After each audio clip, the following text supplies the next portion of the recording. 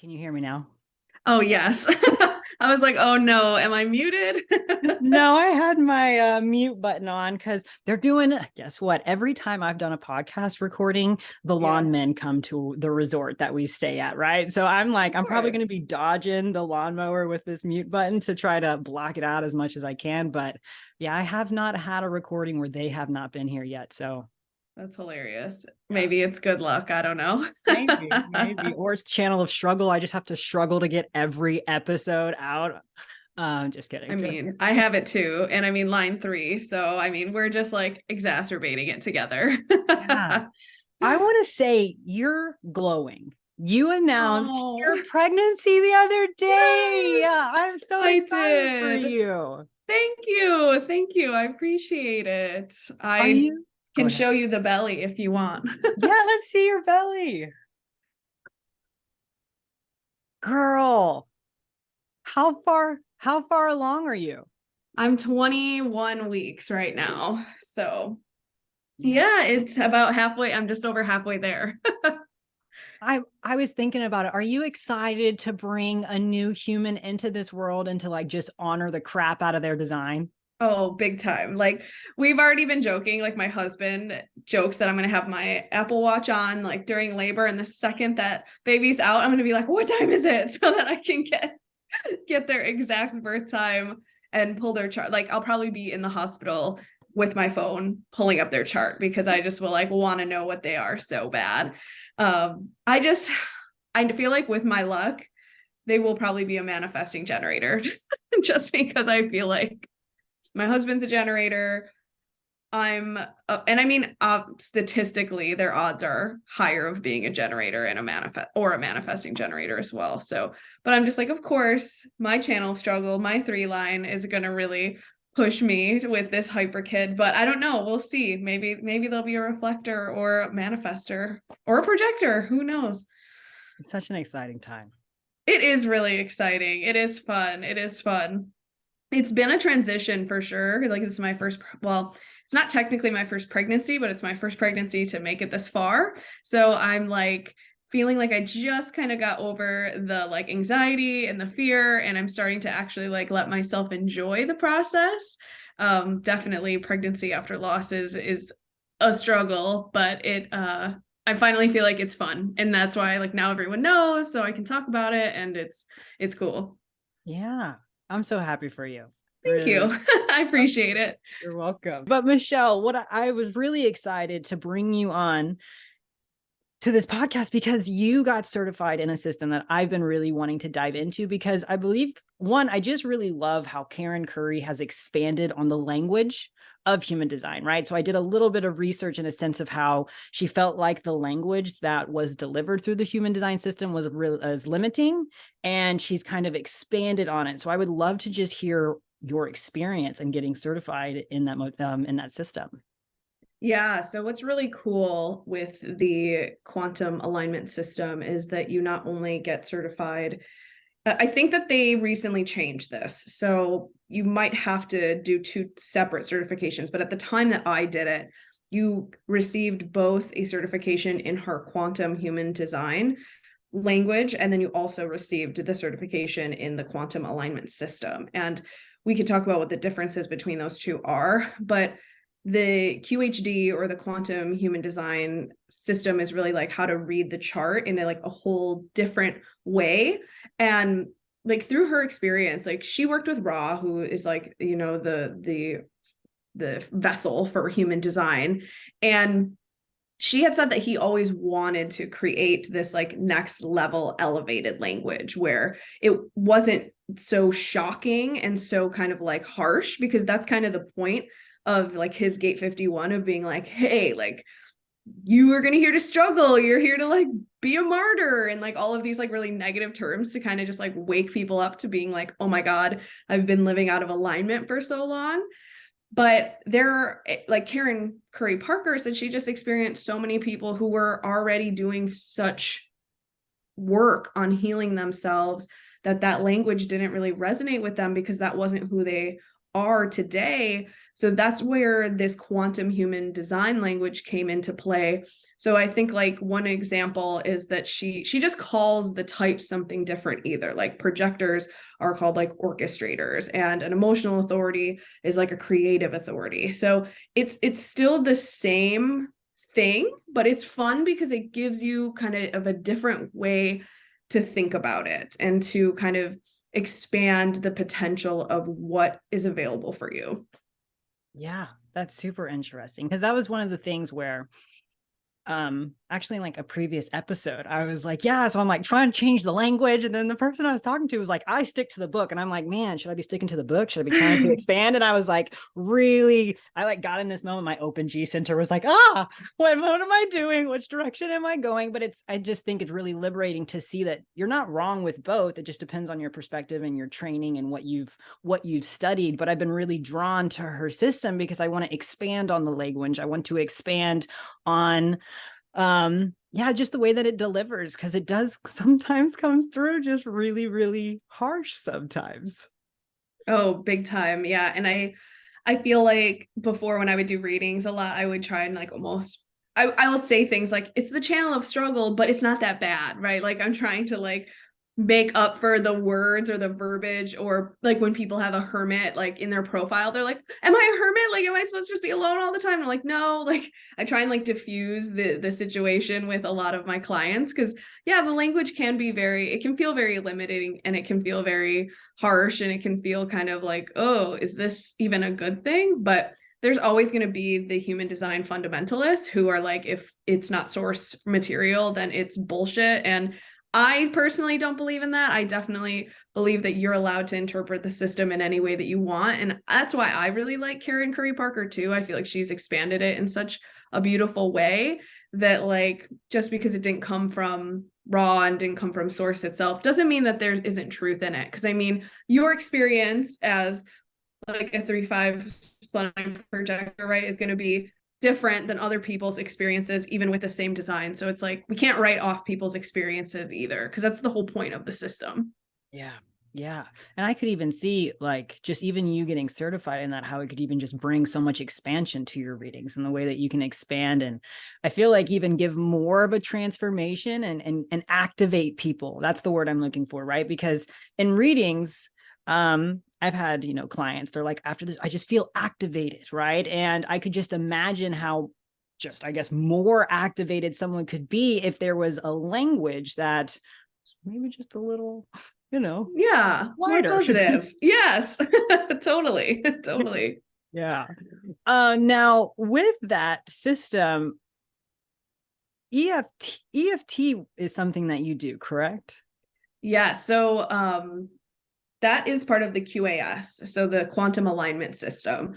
So with the way that her system works today, you have to reach a certain level of certification in her quantum human design before you can certify in her quantum alignment system. So, but it's just so that you have a basic understanding of human design before you go into the EFT training. Thankfully, like I I have a lot of human design experience before I did this certification, so that part came really easy for me. But some people have more EFT experience, and the human design aspect is the part that they're learning. So it really just depends on where you're at.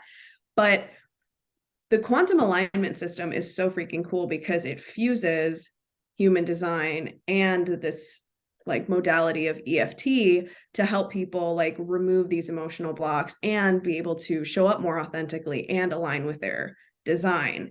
And the whole reason that I kind of got into it was because that's exactly what I noticed. A lot of my clients loved learning about their design, loved learning the system, but they had a hard time putting it into practice and then actually seeing the benefits from living out as their authentic self. Because especially for like our non-majority types, like projectors, reflectors, and manifestors, it can be hard to actively choose to live a lifestyle that's different than what most people are doing. And it brings up a lot of shadows, and it brings up a lot of fears, and it brings up a lot of limiting beliefs.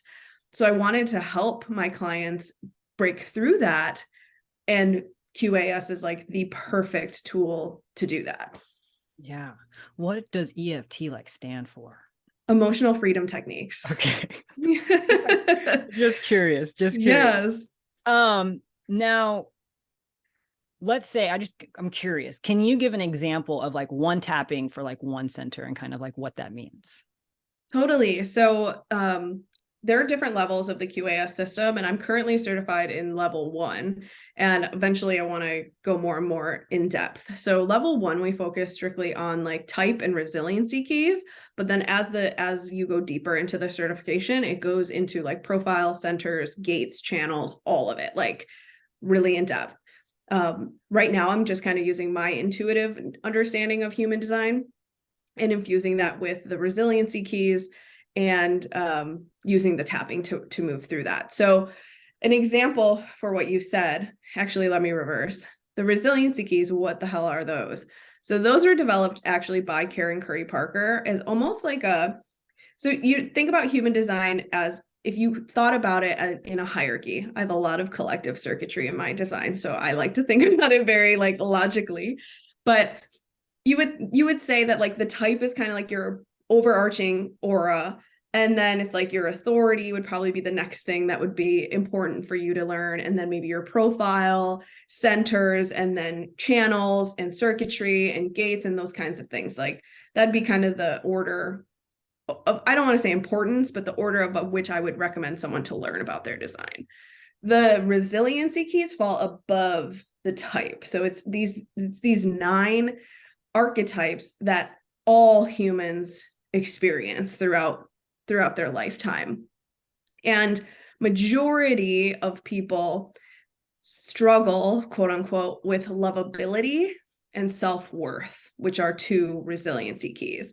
So almost every time a client comes to me with money scarcity, with relationship problems, feeling stuck in their business, it always stems back to them feeling unlovable or being afraid to be authentic because they're afraid that their authentic self won't be loved, or they don't feel worthy of receiving the things that they want or putting themselves in situations that they deserve to be in. And so with those 2 being kind of like the main hitters that I see most commonly, we tie lovability to like the G center. So depending on if you have a defined G center or undefined G center is going to influence the way that this lovability shows up for you.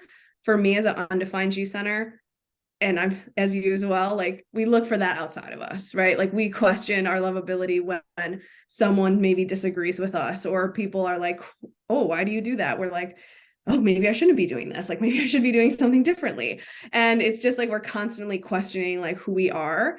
Whereas someone with the divine G center might actually know who they are, but they're keeping it really pushed, shoved down deep into their core because they don't want to offend people, or they're afraid that they won't be loved if they start to show who this person actually is. So maybe they're not questioning who they are as much, but they just know they have this mask on and they're hiding.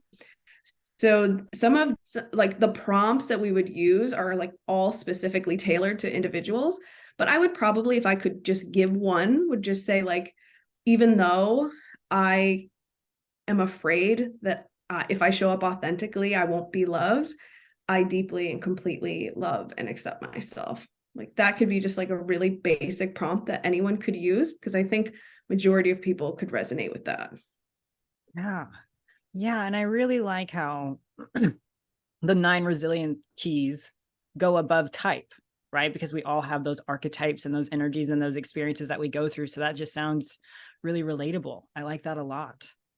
And it feels like those are things that people relate to more. Like you hear self-worth or lovability, authenticity, emotional wisdom, or emotional intelligence. Like these are things everyday people have, at least in their personal development realm, have heard of before. But if I start talking about like your heart center or your G center or your ajna, that's like human design language that they're not always super familiar with. And even though I can say, oh, your heart center is tied to self-worth, it's just like they don't study the system like we do. So it's like, doesn't always click in their brain. So I love being able to have these 9 resiliency keys to say, hey, like as we were tapping and as we were talking, I noticed like you're struggling with emotional intelligence a little bit. Like, let's dig into that. And here are aspects within your chart that could be leading to this conditioning or this low expression or whatever.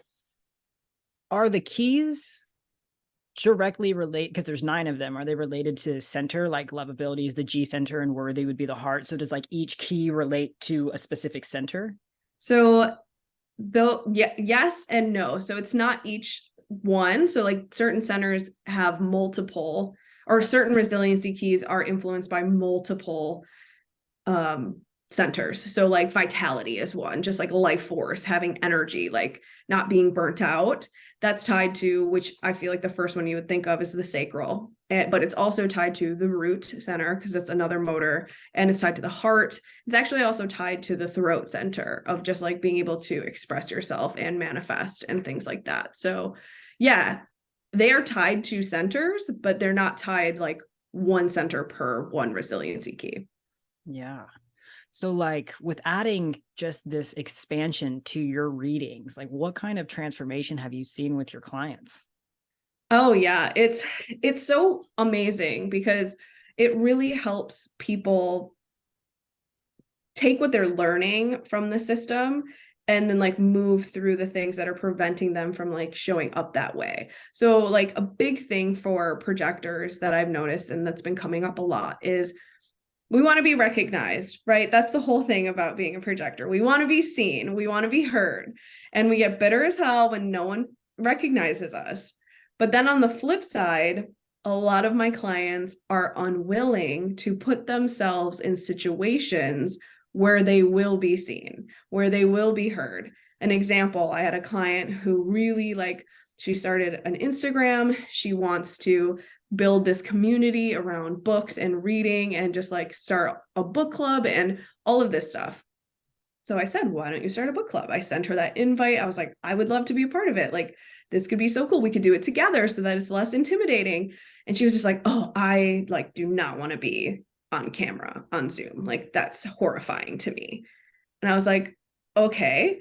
And then that just gives us like, okay, there's something I can use the QAS system to work on, this fear that she has around being seen. And it's like just one small little nugget of like the whole realm of your design of like how showing up as like your most authentic self isn't always the easiest thing to do.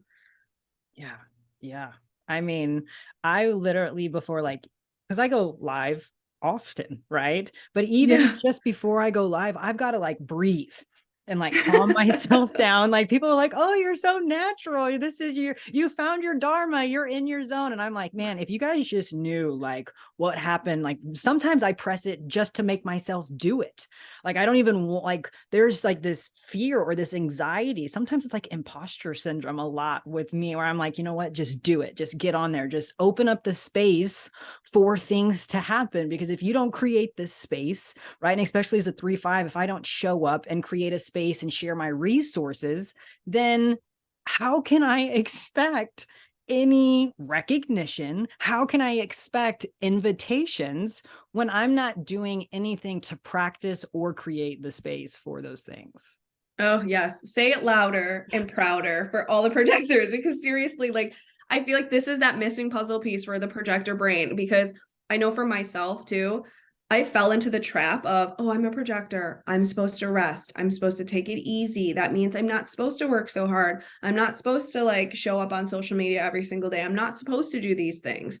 And I mean, I have my root defined. I have my emotional solar plexus defined. So I am an energy projector. I have energy to burn and use, but I realized that I wasn't doing anything to be seen. So there's no way for invitations to come into my realm if no one knows what to invite me for.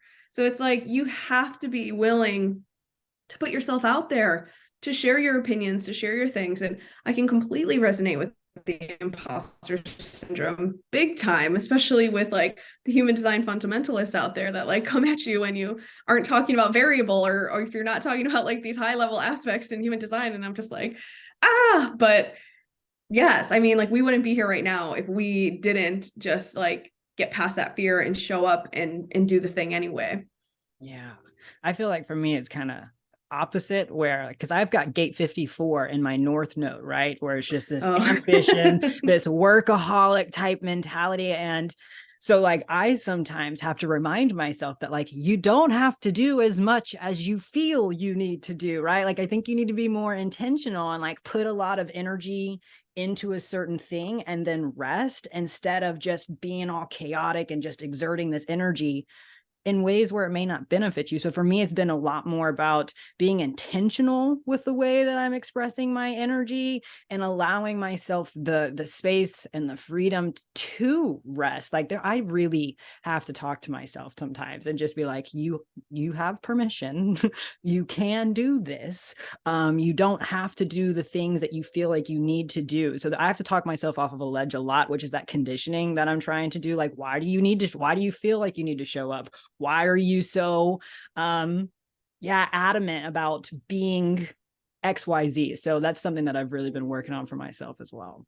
Totally. Oh yeah, I feel like I have gate 54. Don't exactly know where it is in my design, but it's not in a prominent place that like I visit often, but I can definitely, I mean, I have almost all of my gates defined in my route. So I think only the format channel, so like what is that 50, is that 53, 60 Nah, and 52 or 52.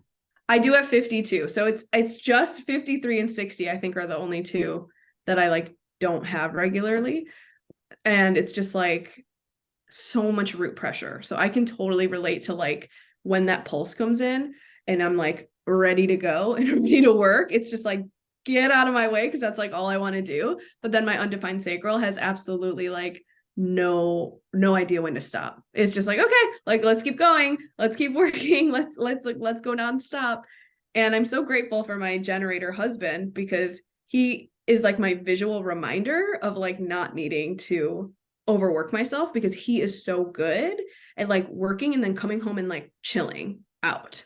And like he's not all frantic about all these things he has to do. Like he does it, he gets up and he'll like go do his thing and then he goes and sits back down. And I'm just like, okay, I need to like be more like that, not just like so all over the place and like hyper all the time.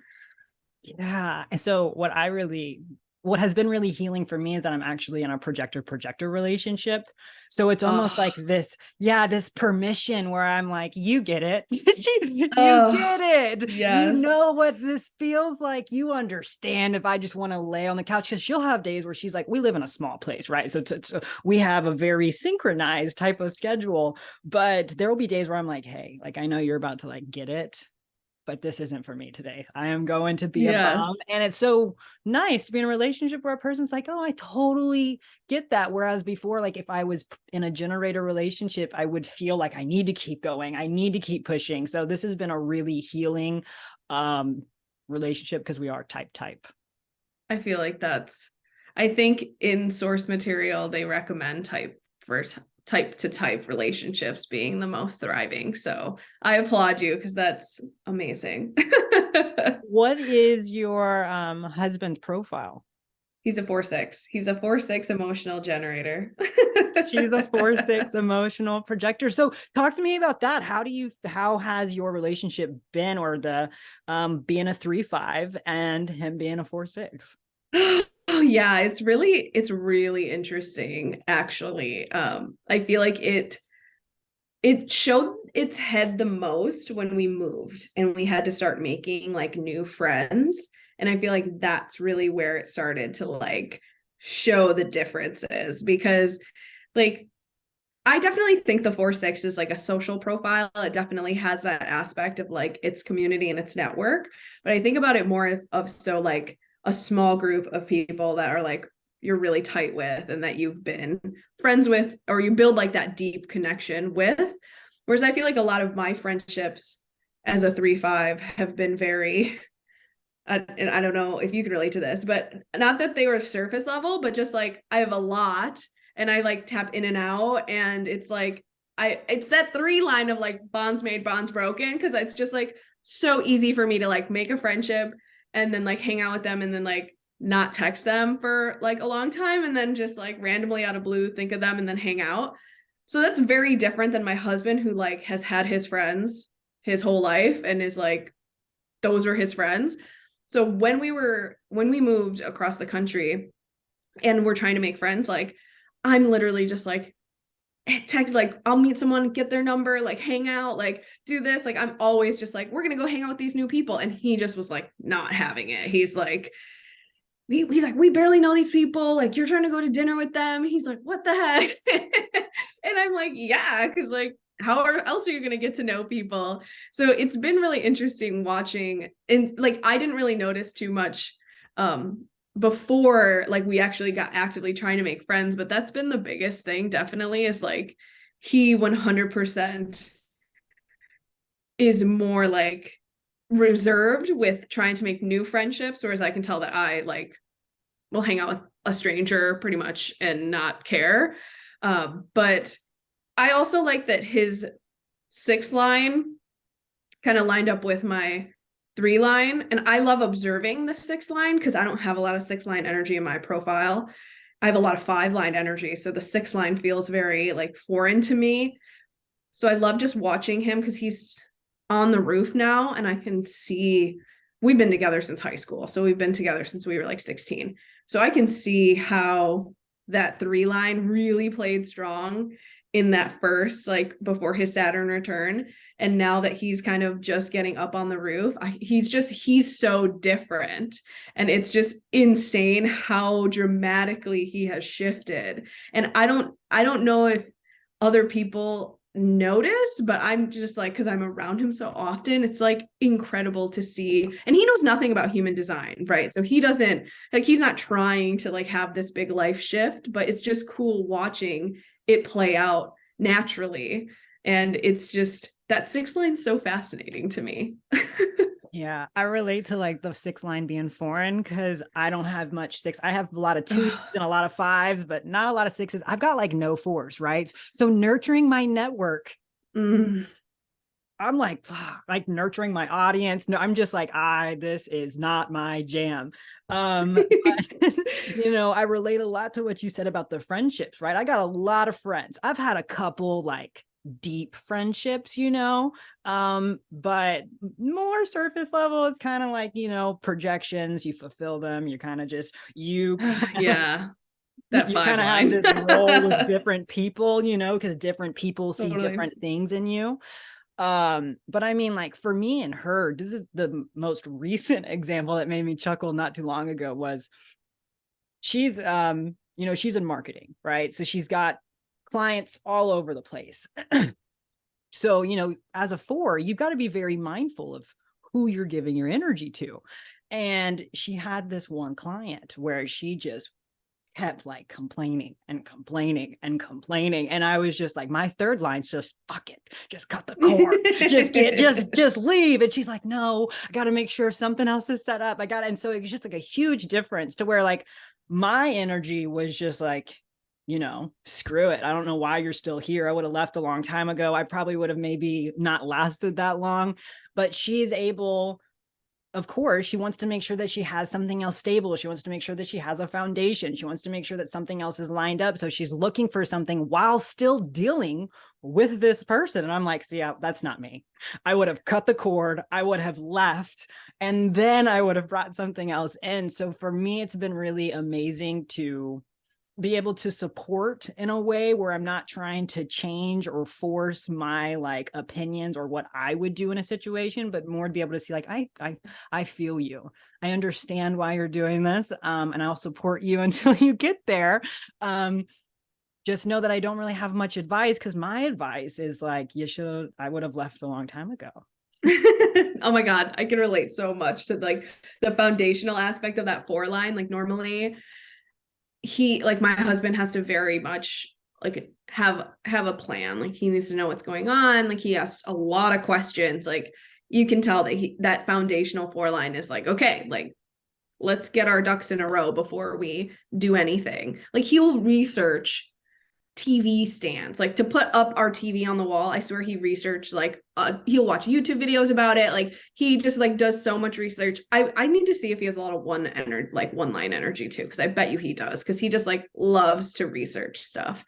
And then he'll move forward, whereas like me, I'm very much like you, of like, okay, like, oh, I'm gonna buy a TV stand today, and I just like go to Best Buy and just pick one, and then I'm like, okay, this is the one I'm getting. Or like I'm going to be a yoga instructor and just like sign up. It's just like, of course I follow my emotional authority now, but back in the day, I was very much just like, oh yeah, my spleen was just like, yeah, here you go. Here you go. And that's the things I was doing.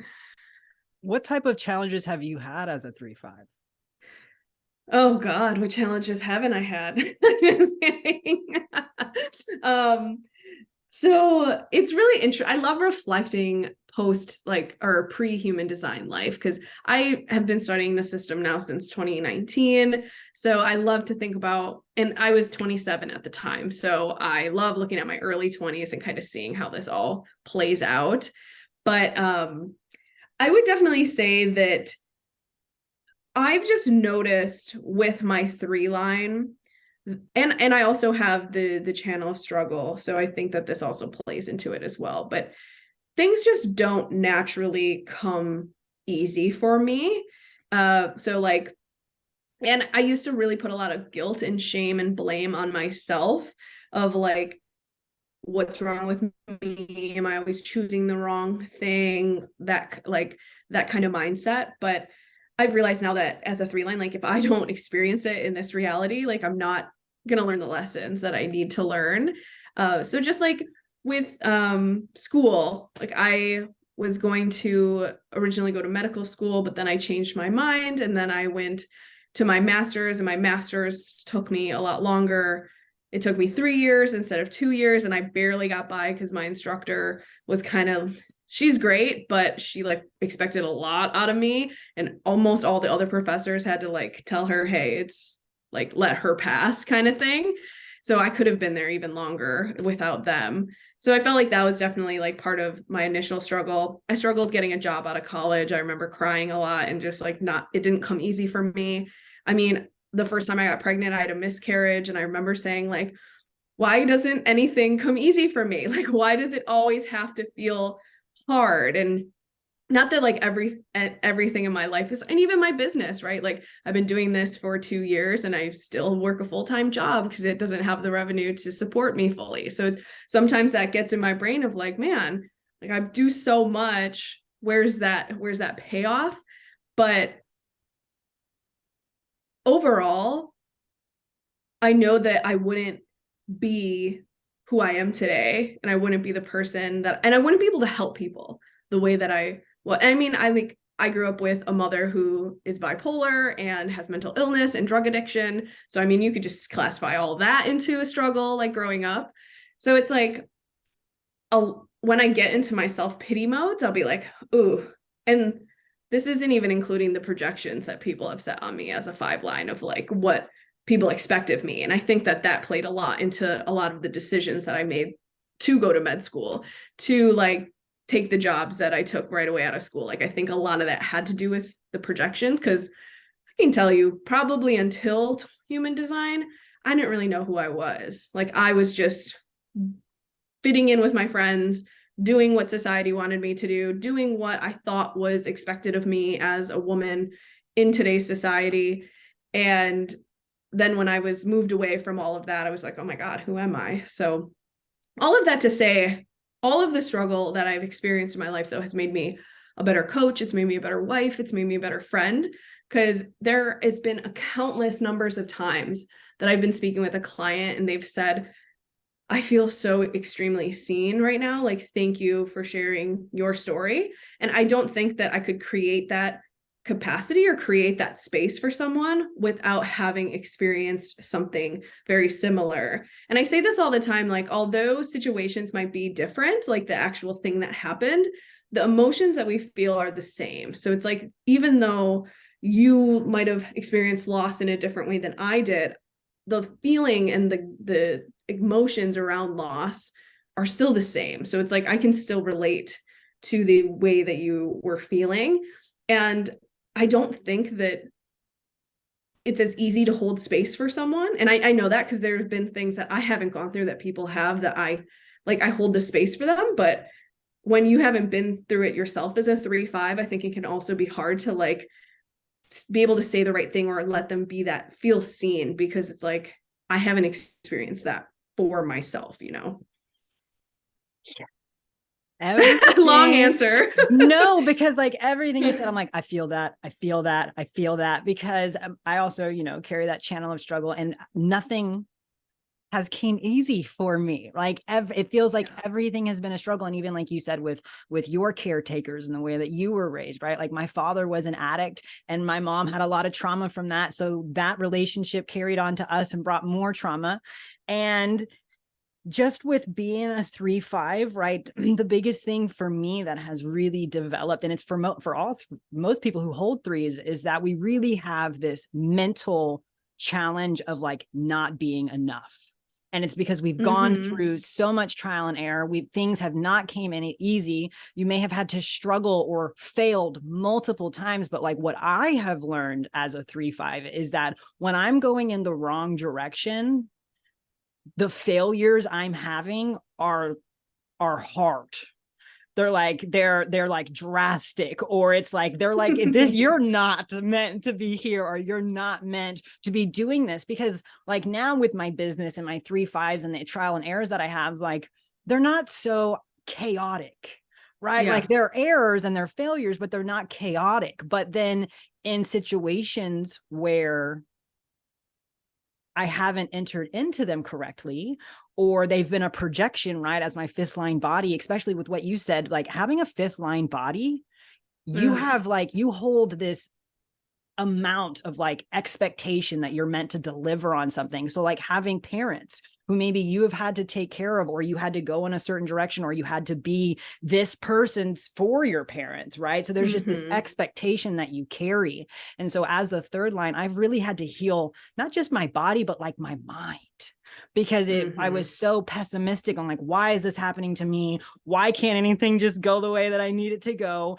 And in reality, a lot of those things happened because I was going in the wrong direction. Like I was in relationships where I wasn't recognized, and rather I was trying to fulfill these projections and prove myself in so many different aspects, to where my body just gave out, right? And then that's when I developed my own addictions, right? I was addicted to stimulants, right? I worked in a gym, and I'm a projector. So not only am I working out, I'm running a gym and I'm coaching classes. So like that is a lot for an individual. So I'm like Adderall, pre-workout, coffee, bangs, and just the amount of stimulants I was taking, I never thought I was going to be able to function without them, just so that I could live up to these projections that other people had placed on me. And now that I believe, because as a fifth line, we project ourselves outward and like, all right, this is the image that we need to uphold. And we're going to do, especially as a third line, I'm going to do whatever it takes to get this. I will adapt and adapt and adapt to meet this image. But if the image that I am projecting doesn't align with me, it's going to cause so much resistance and bitterness and frustration. So for me, I've really been trying to heal my mind, in a sense that I am enough. And when I believe that I'm enough, then I give myself that space to experiment more, to try different things. Because when I believe I'm not enough, I'm like, well, I don't want to try that. I don't want to go there. I don't want to do this. And like you said, if you don't experience it yourself as a third line, it's like you can't really relate. It's like, I hear you. I'm glad that was your experience, but in order for me to know, I've got to go through it, right? So you can give me all the information you want, but I have to go through it in order for me to be able to relate to that. Oh yeah, I can resonate so deeply with what you said about like creating your own addictions, because like for me, before, like literally actually probably even just before I recently got pregnant, I really struggled with binge drinking. So I was like a really big binge drinker. And I would never have said that I had a problem with alcohol, because I only drank on Friday and Saturday, but I would drink till I literally like couldn't walk anymore, like until I was like blackout.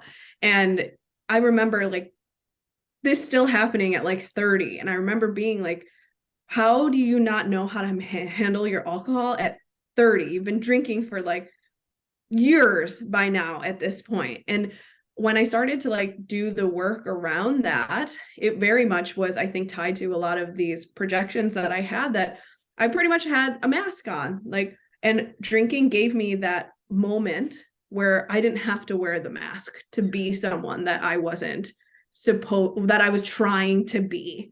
So that's why I loved like the weekends of being able to just take off this mask, be whoever I wanted to be, and then blame it on the alcohol if someone didn't like it or whatever. And of course, I'm not saying that my drunk self was my authentic self, but it was just an opportunity for me to take a break from trying to be somebody that I wasn't. And now, like, I've been sober since October, and it's like, I can't even begin to explain how energetically transformational it has been, like, not drinking, period. Like, even just like one sip, I feel like energetically, and I don't think that I would have reached the point where I am today if I had still been drinking. So I'm like really grateful for being pregnant, because that definitely pushed me to not drink anymore. But if anyone listening, if you currently are like maybe a binge drinker, or you feel like you're struggling with drinking and you want to stop, like, let me be this living proof for you that it is like so much better on the other side. And I know that, like, even just a few months ago, I probably would not have believed that, but it really truly is. And I'm sure you can relate with, I don't know if you take a lot of stimulants now, but yeah, so you could probably relate to that feeling of like getting off of it and then just, oh. Yeah. So I used to be an alcoholic. I actually have Oh, I have two DUIs. I had a third, it got dropped. So like, just to give you the amount of like how deep I could not give up this activity, because this I should activity, have DUIs, by the way. I just didn't get caught. man, yeah, yeah, good job, good job. I can't say the same, but so like, even when, so yeah, me breaking away from alcohol has been like a long transformation, trial and error, over and over and over again. And even when I think I got a grasp on it, like, just Yeah. even this is my big difference, right? So undefined G center connected to the liver, right? When I drink, I Mhm. truly become a different person. The way I express myself, the direction that I want to go in, the person that I'm being, like, I am not myself. I don't want to lose that anymore. I don't want to be and make these choices that aren't aligning to me. Like, I don't want just for, and I realized that the only reason why I was drinking was I liked the connection. It was the only way that I could let down my mask, let down my guard, and connect with somebody was just through drinking, which is so sad, right? So I really had to get over this like Mhm. FOMO and this fear of missing out. And then really looking at my relationships that I had with alcohol. Again, all those relationships, super superficial. The only thing we had in common was trauma and the fact that we drank. So we could share our traumas and relate, right? But it didn't Yep. bring any growth. It didn't bring any expansion. But then I was also super addicted to Adderall, not due to the fault of my own, but also due to the fault of my own. So like, I was prescribed 120 milligrams a day. Oh my Yeah. God. Yeah. So not like 5, not 10, 120. So Ooh. because I had went and got a CAT scan and I got all these brain tests because I had gotten to a motorcycle accident, and then we found out I was ADHD. So I was starting to take them, and I truly believed that I couldn't get off of them. I was like, how am I going to function? I I was would like, believe that. I was in depressed. Like, if I wouldn't take my medication, I would lay in bed for 2 days. I had no energy. So like, for me, a big transformation has come to where I realized that, like, with my root center, right? I've got a lot of gates to find in my root, that like, if I'm not actively exerting this pressure outward, it can get turned inward real easily. And then that's when I want to binge eat, or I want to do something to just kind of get rid of that pressure. So for me to really stay balanced is moving my body, staying active, breath work, really connecting to my body. And yeah, so it's really, really been a big transformation just to get rid of alcohol, because also, alcohol, it lowers your vibration too. Mm-hmm. Like, and not Mm-hmm. just when you're drinking it, I'm talking about afterwards. Now, the day, 2 days, for 3 days, you have like this anxiety cloud kind of hanging over you because your body is detoxing. And to me, like, I don't see the reward in any of those activities. So I just choose not to do them anymore. But to be at this point and to be comfortable, like now I know who I am and I'm comfortable to be like, yeah, I can go out, just give me a Topo Chico as long as I have like a bottle in my hand, which is like such an alcoholic thing to say. But like if I just have this Topo Chico in my hand, I feel safe. I feel secure. Yeah. We can hang out. This is fine. But it took me a while. I would go hang out with people when I stopped drinking, but because I didn't know myself, I had just this overriding anxiety, like people are judging me, people are, why aren't you drinking? And I wasn't able to connect. And then like I would talk to people and like my voice would be shaky, all because I wasn't drinking. So it really had a huge hold on me, because that activity was literally the thing that I did to run away from all of my issues.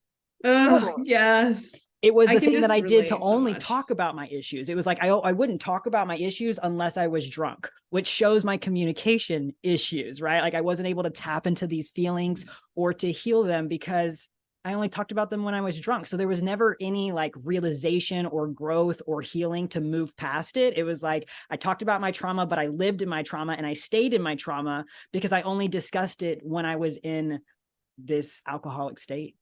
Yeah. That's fucking powerful. Excuse my language. But that's really, really, that's huge. And I think like just I think anytime that you can evaluate your behaviors is so transformational of like, why do you do the things that you do? And like your subconscious mind. And that's what EFT, like going back full circle, but with QAS, like EFT, we're like reprogramming your subconscious mind by removing those emotional blocks that your brain is holding on to. So it's just like we live 80-90% of what we do is because of our subconscious brain and just because it's what we've always done. So when you're trying to break those patterns, like not drinking, and where are you from originally? Houston. Okay. I was just going to ask if you were from the Midwest because I'm from Wisconsin. So being from the Midwest, drinking is like a huge part of our culture. Actually, like when we looked up the like stereotypes for binge drinking, like being from the Midwest like was one of the points on like the WebMD website. But literally like growing up drinking every weekend is just normal. Like you go to a football game and you drink beers, like you go to hang out Taco Tuesday, you get margaritas, like it's just everywhere you go, baby showers, you're drinking. Like it's just, and when I moved to the South, people don't drink the same way here as they did in Wisconsin. So it was like a really big shift where I'm like, I used to be like the not big drinker back home, but then I moved here and then everyone's like, whoa, like you guys drink a lot. And I'm like, I've never been told I drink a lot. And it was just, yeah, I mean, it's, and the final thing I guess I want to say about this too, with you saying it's like an energetic, like lowers your energetic like vibration. I really have felt the most benefit from like meditation and journaling and like energy work from like a long period of time doing it like daily or like every other day. So before, I don't think I ever really saw the benefit of meditation or journaling or the energy work I was doing because every weekend I was like restarting because I would binge drink and then it's like I'm starting over again. So no wonder daily meditation didn't fucking do anything for me because I was like constantly just running in a circle of like fixing the energetic low that I created every Friday and Saturday. But like now that I'm at a point where it's been months since I've drank, I can really actually start to feel the benefits from like daily meditation, from the journaling and reflection, from the like binaural beats and the subliminals that I listen to. So I feel like anyone who's like struggling with this, like know that like these habits that you're building aren't for nothing, but there are potentially other habits that you might be doing that could be preventing those good ones from actually working. Yeah. I mean, it's like exercise, right? Like you can't expect yourself to go run a mile once or twice a week and then be like, oh, why am I not losing weight? Why is this not happening? Right. You Exactly. gotta stay consistent. Exactly. exactly. So Michelle, last thing that I want to ask you, this has been amazing. Thank you so much for coming on here. Thank you. I want to know what you offer your clients. Like what, like what offers do you currently have? Yeah, so I really have three main offers that you can purchase at any time. So first I have an human design energy guide, and this is the perfect tool for someone who's kind of new to human design and you just want to learn what being like a 4/6 emotional generator actually means. It has both text, journal prompts, action steps, and training videos all included. And that's only $33. Like it's literally a steal. And then I offer chart readings. So if you wanted to like sit down, chat, I can kind of explain your design in a cohesive way. Like a lot of people who come to me for chart readings are like, yeah, I understand the individual pieces, but I don't know how to put them all together. So a chart reading is really good at putting all the pieces together and then giving you actually like a actionable step-by-step guide to how to live according to your design. It's my 5-line that wants to give you practical solutions. So it's always very action oriented. And then I do also offer quantum alignment sessions. So if you are feeling stuck or if you feel like you have some limiting beliefs or subconscious blocks and these habits that you just can't break, definitely consider booking a QAS session where I'll facilitate the tapping with you, with your human design in mind. And it really does have dramatic effects for everyone that I've worked with, myself included. I tap all the time. Yeah, I don't even know like which ones they're supposed to do. I just know like the few or whatever. So I just start. That's all you need. Even Whatever if like all you do is this, tap on the karate chop point, if you're feeling emotional, this will bring you right down. So like this is my favorite one to do in public because it's something you can kind of like hide easily. And you know, like the face ones are harder to hide because people can see you doing that. But like if you start to feel yourself getting triggered, your chest gets tight, you're in a situation that you're like, just start tapping your karate chop point and it'll really help bring that down. I like that for someone who has a completely open solar plexus. Sometimes it's like, I'm not very emotional, but when I am, it's loud. So I like that. Thank you for that. And I apologize for any emotional energy you're taking in from me today, right now. Sorry. Well, my partner's emotional, so I'm also taking in emotional energy all the time. Yeah. I'd say that's like the best and worst thing about my husband and I both being emotional. Like we don't really like, we each kind of have our own waves and we're doing our own thing. So that's nice, but then it's also hard because we're both on our own wave and we're both doing our own thing. So it can be a little emotional crazy in here sometimes. Yeah. Absolutely. All right, Michelle. So I will be reaching out to you. I will let you know when this is going to get released, probably within the next week or two. I want to thank you again for coming on here. This was amazing. Our conversation was amazing. I felt like we delivered a lot of great, solid points. So thank you again for spending time with me today. Yeah, thank you so much for inviting me and asking me to be on here. It's really a privilege and honor to be able to just talk about my story and share everything about human design that I can. So thank you. You're welcome.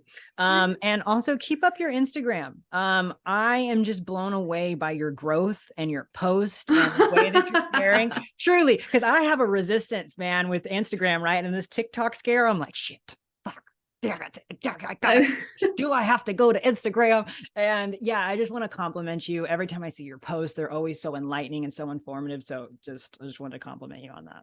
I really appreciate that. I feel the reverse about you with TikTok because I feel like I can sleep on TikTok a lot. And I'm like, Michelle, like, I think I just hit like 20,000 followers. And I'm like, Michelle, you have like so many people on here. Like, why do you sleep on this platform? But thank you. Thank you. I appreciate it. All right, girl. I will be in touch.